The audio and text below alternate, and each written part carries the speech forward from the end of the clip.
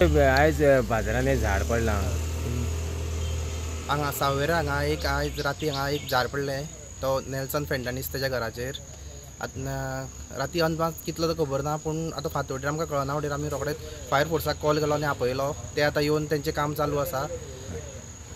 सो पंचायतीनसून B तांकां कितें जी लुकसाण जी कितें जाल्ली आसा पंचायतीच्यान जी कितें नुकसान म्हणजे आमचे कडेन कितें हें आतां हेल्प जाता तो आमी हांव ट्राय करतलो कशें जाता अशें ताका.